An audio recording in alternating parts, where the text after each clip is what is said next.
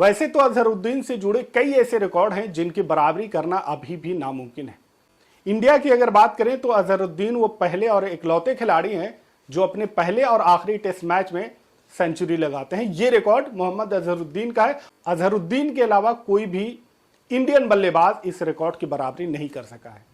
दूसरा अजहरुद्दीन का रिकॉर्ड वो इंटरनेशनल मार्केट में है, इंटरनेशनल पूरे वर्ल्ड लेवल पे है, और उस मामले में अजहरुद्दीन इकलौते हैं। टेस्ट क्रिकेट के इकलौते ऐसे खिलाड़ी हैं जो लगातार 3 मैचों में 3 सेंचुरी जड़ते हैं। ये दोनों रिकॉर्ड तो मोहम्मद अजहरुद्दीन के नाम लिखे जा चुके हैं, लेकिन एक ऐसा रिकॉर्ड जो मोहम्मद अजहरुद्दीन के नाम और हो सकता था, लेकिन सुनील गावस्कर के एक डिसीजन की वजह से मोहम्मद अजहरुद्दीन का लगातार चौथी सेंचुरी बनाने का जो रिकॉर्ड है वो नहीं बन सका, और उसके बहुत करीब अजहरुद्दीन पहुंच चुके थे। और सिर्फ 5 से 6 ओवर अगर अजहरुद्दीन को मिल जाते तो वहां पर यह रिकॉर्ड अजहरुद्दीन के नाम हो जाता। और इसकी पूरी कहानी यह है कि नवंबर 1984 में इंग्लैंड इंडिया का दौरा करती है। 5 टेस्ट मैचों की सीरीज खेली जाती है, और इसमें पहला मैच टीम इंडिया 8 विकेट से जीतती है, और दूसरा मैच इंग्लैंड जीत जाती है 8 विकेट से। और उसके बाद तीसरे मैच में मोहम्मद अजहरुद्दीन को मौका दिया जाता है।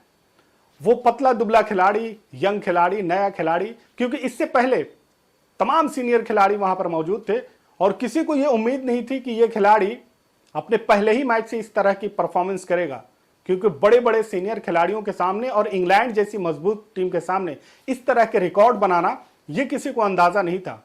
लेकिन जब अजहरुद्दीन अपने करियर का पहला टेस्ट मैच खेलते हैं, तीसरे मैच की पहली पारी में अजहरुद्दीन को जब मौका मिलता है तो वहां पर 110 रनों की जबरदस्त पारी खेलते हैं। और जैसे ही मोहम्मद अजहरुद्दीन 110 रनों की पारी खेलते हैं तो उसके बाद से पूरी तरह से वो इंडियन क्रिकेट में छा जाते हैं, क्योंकि डेब्यू मैच की पहली पारी में ही वो शतक लगाने में कामयाब हो जाते हैं। और उसके बाद ये मैच, जो कि तीसरा मैच ड्रॉ हो गया था, दूसरी पारी में उन्हें मौका नहीं मिलता है। और उसके बाद जब चौथा मैच आता है तो चौथे मैच की पहली पारी में अजहरुद्दीन 48 रन बनाते हैं, लेकिन दूसरी पारी में अजहरुद्दीन फिर से 105 रन बना देते हैं। और इस तरह से लगातार 2 मैचों में अजहरुद्दीन की 2 सेंचुरी हो चुकी थी। लेकिन ये चौथा मैच इंग्लैंड 9 विकेट से जीत जाती है। यानी कि अब तक खेले गए 4 मैचों में 2 मैच इंग्लैंड जीतती है, 1 मैच ड्रॉ होता है और 1 टीम इंडिया जीतती है। और अब फाइनल मैच था, 5वां मैच था। अगर टीम इंडिया ये मैच जीतती तो टीम इंडिया यहां पर सीरीज ड्रॉ कर सकती थी। तो अजहरुद्दीन फिर से अपने तीसरे मैच और टीम इंडिया का ये 5वां सीरीज का आखिरी मैच था, और उसकी पहली पारी में अजहरुद्दीन 122 रनों की पारी खेलते हैं। और अब अजहरुद्दीन के पास लगातार 3 मैचों में 3 सेंचुरी बनाने का रिकॉर्ड हो चुका था। अजहरुद्दीन के 122 और वेंगसरकर के 137 रनों की बदौलत टीम इंडिया यहां पर 553 रन बनाती है 8 विकेट के नुकसान पर, और पारी को डिक्लेयर कर देती है।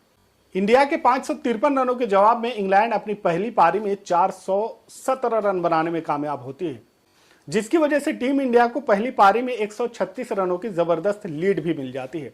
अजहरुद्दीन 43 गेंदों में जिस तेजी के साथ रन बना रहे थे, तो सबको यह उम्मीद थी कि इस पारी में भी अजहरुद्दीन सेंचुरी बनाएंगे, और ये लगातार 4 सेंचुरी का रिकॉर्ड अजहरुद्दीन के नाम जुड़ने वाला है। क्योंकि मैच की सिचुएशन पूरी तरह से अब चेंज हो रही थी, दिन ज्यादा हो गए थे, और इसमें सिर्फ और सिर्फ मैच ड्रॉ ही हो सकता था। लेकिन जब टीम इंडिया 97 रन के स्कोर पर थी 1 विकेट के नुकसान पर, तो उस वक्त पारी डिक्लेयर कर दी जाती है। और अब टीम इंडिया को मिली पहली पारी में 136 और दूसरी पारी में 97 रन को मिलाकर टीम इंडिया के पास 233 रनों का टारगेट हो जाता है।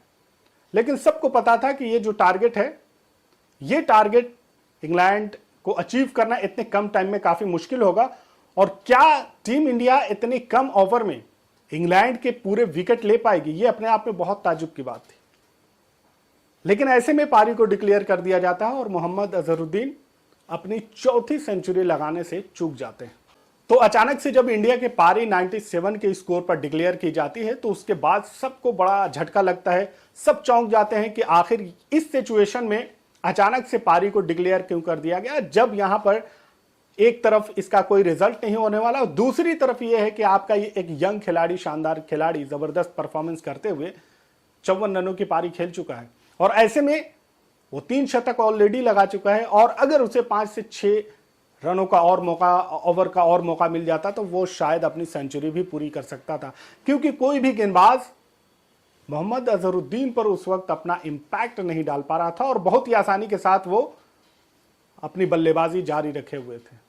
तो ये है मोहम्मद अजहरुद्दीन का वो रिकॉर्ड जब वो इंग्लैंड के खिलाफ खेलते हैं और तीसरे टेस्ट मैच में उन्हें मौका मिलता है और तीसरे टेस्ट मैच की पहली पारी में वो 110 रन बनाते हैं और उसके बाद चौथे मैच की पहली पारी में 48, दूसरी पारी में 105। उस सीरीज के आखिरी टेस्ट मैच में जो मोहम्मद अजहरुद्दीन का तीसरा टेस्ट मैच था, उसकी पहली पारी में 122 और दूसरी पारी में नॉट आउट 54 रनों की पारी खेलते हैं।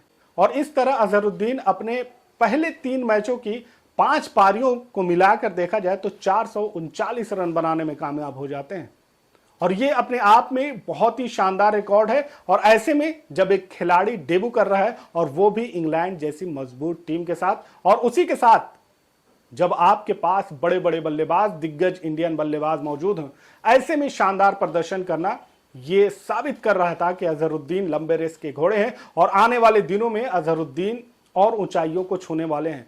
और शुरुआत में अजहरुद्दीन ने जो रिकॉर्ड बनाया वो रिकॉर्ड अब तक मोहम्मद अजहरुद्दीन के नाम ही है। कोई भी बल्लेबाज पूरे वर्ल्ड में, टेस्ट क्रिकेट में कोई भी बल्लेबाज इस रिकॉर्ड की अभी तक बराबरी नहीं कर सका है। और शायद सुनील गावस्कर अगर वो डिसीजन न लिए होते तो शायद एक और बड़ा रिकॉर्ड उनके नाम होता कि लगातार 4 सेंचुरी भी अजहरुद्दीन बना सकते थे। इस पूरे मामले पर आपकी क्या राय है कमेंट में जरूर बताएं। चैनल पर नए हैं तो इसे सब्सक्राइब कर लें, बेल आइकन जरूर दबा लें ताकि हर वीडियो आप तक सबसे पहले पहुंच सके। मिलते हैं अगले वीडियो में, तब तक के लिए आप अपना ख्याल रखें। Thanks for watching.